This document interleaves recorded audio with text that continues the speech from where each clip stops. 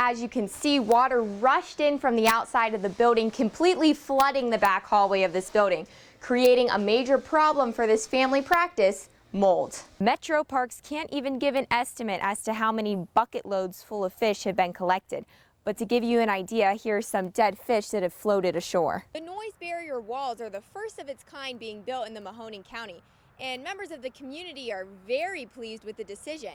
However, people who live across the lake, they're very upset. The band members are stepping in time, getting ready for the kickoff of football season. It takes a lot of work to get all these band members to hit just the right note. Local pools keep a handful of lifeguards on staff to ensure the child's safety.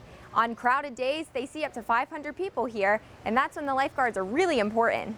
Now, two of the directors of the film visited our own Vienna, Ohio, only one of their 32 stops, where they went inside Star Manufacturing, a local manufacturing company, and gave them an award. Now, this isn't the first time that fire crews were at the house. First on July 5th for the house fire, and then again today for the fire in the garage. Residents in Boardman won't have to look at the old Terrace Motel on Market Street. Demolition is set for later this month. Military families spent the weekend enjoying festivities and guest speakers, and they even got to view the brand new exhibit right inside. The Mahoning County Sheriff's Office released this 21-page investigation report where it shows that Mahoning County Auditor Mike Shorentino was released with no charges on the night of his arrest on May 26th. It's been a busy 24 hours for Youngstown firefighters responding to 7 structure fires in the area. This is what's left of one of the Avondale fires. Sunday, Mill Creek Park also hosted its annual Summerfest to encourage folks to get outside and enjoy the park. A mile hike through the park and a closest to the pin competition were just a couple of the main events. Specialists say drowning is the #2 leading cause of accidental deaths of children, recently taking the lives of 2 local kids in different situations. But with the summer heating up, local swimming pools are prepared for a crowd. I have a very good staff this year. I have 30 lifeguards on staff. They rotate inside and out. They work cashier, concession, or guard. And I always have 5 on duty at one time. Local pools like this one keep several lifeguards on staff to ensure that every child is being watched. There are some days that this pool sees up to 500 people a day, and that's when the lifeguards are really needed. With so many kids jumping and diving into the water, parents like Stephanie keep a close eye on their child. We always watch as parents. You should always stay in the pool area with your younger children. Firestone Pool keeps 5 to 8 certified guards on duty when the pool is busy.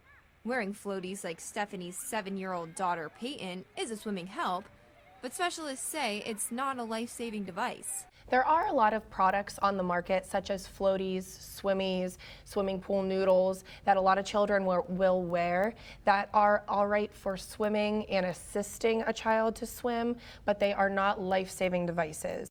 U.S. Coast Guard approved life vests are the only devices that can flip a small child upright when facing down in the water.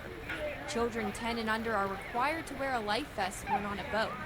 When it comes to any body of water, the most important key to safety is supervision. It's always a great idea to have a water watcher for every child that is swimming. So it could be an adult that is specific to the child, making sure that they're swimming correctly and that they're being watched the whole time.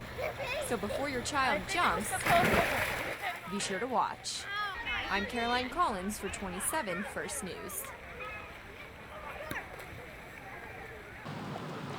Can a family practice stay afloat after a storm dumps an estimated 4,000 gallons of water into the parking lot that ends up seeping through the building?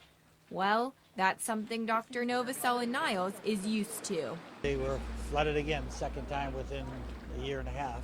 Novosel says the city didn't take care of the flooding issue 18 months ago, when severe weather like this first hit the Molnar family practice off of Route 46.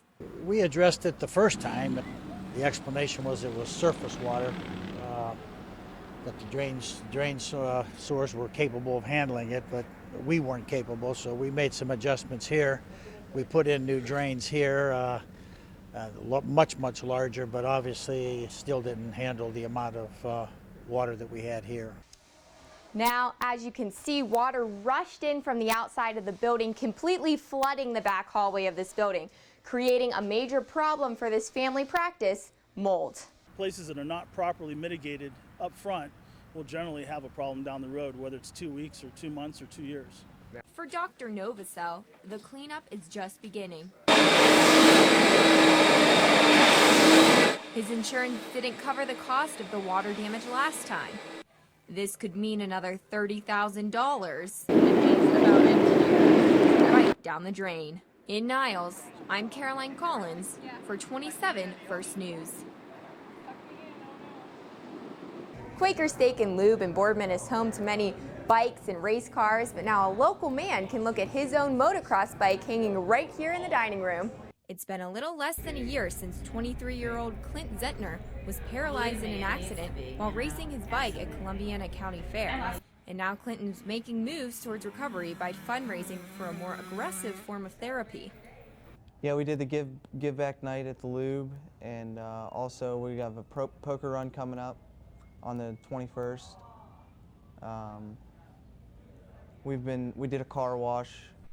Clint wants to go to Project Walk Spinal Cord Injury Recovery Center, which is in California.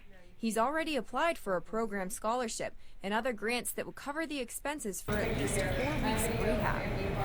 You know, the equipment and stuff they have is a lot different than a normal physical therapy place. It's not, you know, they specialize spinal cord. That's all they do is spinal cord. There's a Stay Strong Poker Run benefit on Sunday, July 21st. More proceeds means more time in their rehabilitation program. The run will start at the Columbiana American Legion and end at the Boardman Quaker Steak and Lube, where Clint's bike is now on display. You know, there's a lot of work in that bike. You know, I did everything myself. It's all done by me. You know, that bike is me. No matter what, Clint says that motocross racing will still be part of his life on his long road to recovery. I'm Caroline Collins for 27 First News. Dead fish are washing up everywhere around the Lily Pond. It looks like it was most of the fish in the pond. The Lily Pond is the second most visited place in Mill Creek. People noticed all of the dead fish on Sunday and called the park. I have not seen anything like this. So hopefully this is a once-in-a-lifetime event that I will not see, that we at the Metro Parks will not see repeated. Metro Parks can't even give an estimate as to how many bucket loads full of fish have been collected. But to give you an estimate, here's some dead fish that have floated ashore. It's very shocking. It's very sad. And like I said, a few weeks ago there was a lot. I mean, overabundance of fish everywhere. YSU lab tests on the water confirm the fish died because of a lack of oxygen, something the park suspected. Extreme heat and severe storms last week took a toll on the shallow pond. When the weather events like that happen, there's not really a refuge for the fish, and unfortunately a fish kill like this can happen. Pete says adding aerators to the pond or dredging are two ways to prevent a massive kill like this from happening again, but adds the option comes with a hefty price tag. Dredging out a portion of the Lily Pond would be very cost prohibitive. It's very expensive. The Lily Pond remains closed until crews get everything cleaned up. In Mill Creek Park, I'm Caroline Collins for 27 First News.